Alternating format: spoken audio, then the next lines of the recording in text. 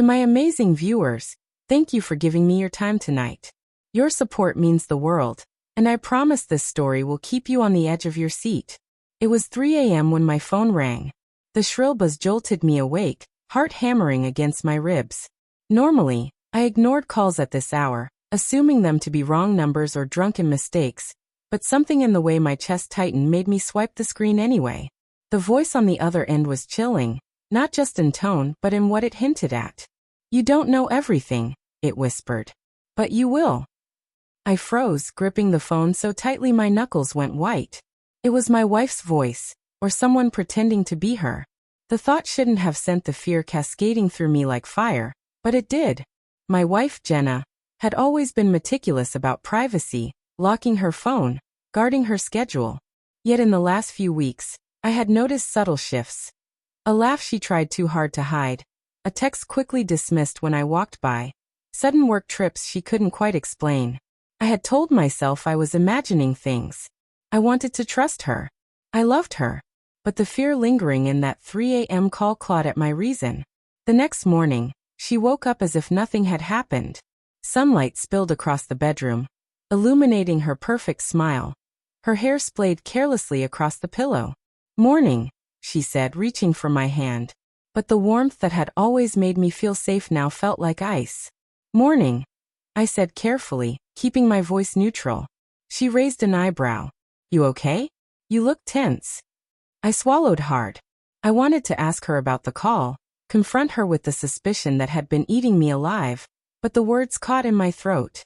Instead, I nodded, forcing a smile. "Just tired. Couldn't sleep." She didn't press, and for a moment, I envied her composure. Jenna had always been in control, the one steering us through storms while I clung to the edges. Now I felt like a child staring at a storm I couldn't name. The following days were unbearable. I started noticing patterns. The way her phone buzzed when I was nearby, the sudden necessity for late-night outings, the fragrance lingering on her clothes that wasn't hers. Each detail chipped away at my denial. I tried to catch her off guard, casually asking about her day, her coworkers, her friends. Each answer was perfectly ordinary. Too ordinary. I began following her discreetly, my stomach twisting into knots with each step behind her. One evening, she said, "Where I go is none of your business," when I asked about a dinner meeting. Her tone wasn't angry, it was sharp, final. But it only made me more desperate to know. Then one night, curiosity turned into confrontation. I stayed up, watching our driveway from the window, waiting.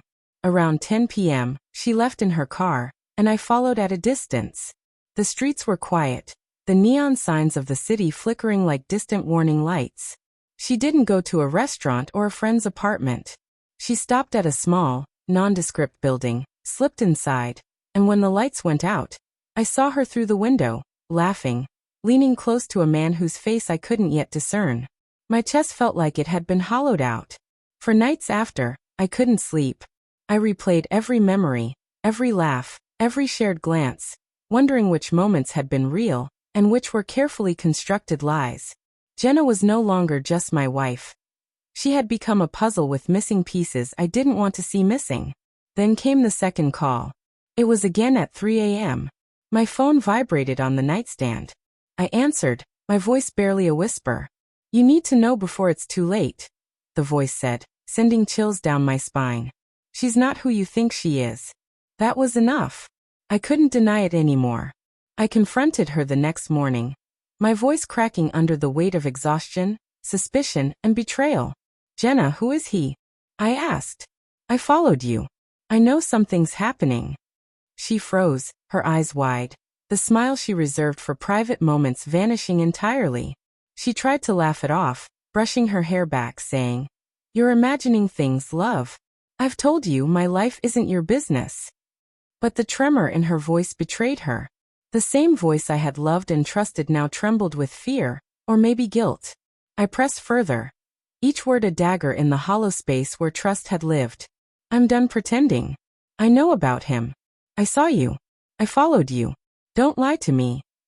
Her defenses cracked, the armor she had worn for years splintering. It's complicated," she whispered. Tears welled in her eyes, but they did nothing to soften the blow. "I didn't want to hurt you. I didn't know how to stop. The truth tumbled out like jagged glass. Weeks of secret meetings, stolen moments, lies woven into our routine. The man, a co-worker she claimed she couldn't refuse. A dangerous entanglement she had convinced herself was separate from our life. But separation doesn't erase betrayal. I left the house that day, feeling like a ghost in a place that had once been home. Each room held echoes of laughter that now felt like mockery. Each photograph on the wall seemed to accuse me of blindness, of naivety. I drove aimlessly, trying to outrun the pain, but it followed me relentlessly, a shadow stitched to my chest. Days later, I received a final call. No voice this time, just a message. Some things can't be unseen. It was enough to remind me that while she might continue her life, I had to reclaim mine. I had to rebuild, starting with the truth, raw and unflinching. In the weeks that followed, I sorted through memories, confronting the duality of love and betrayal. I learned to trust my instincts again, to feel anger and sorrow without being consumed by them. The road to healing was neither straight nor swift, but each step forward reminded me that closure isn't about revenge. It's about reclaiming oneself. I don't know where Jenna is now. I don't wish her ill. And yet, every corner of our home whispers lessons learned the hardest way. The laughter that once felt safe now serves as a reminder. Love, even when genuine, can harbor shadows. And sometimes, the only way to honor what you once had is to walk away, heartbroken but whole.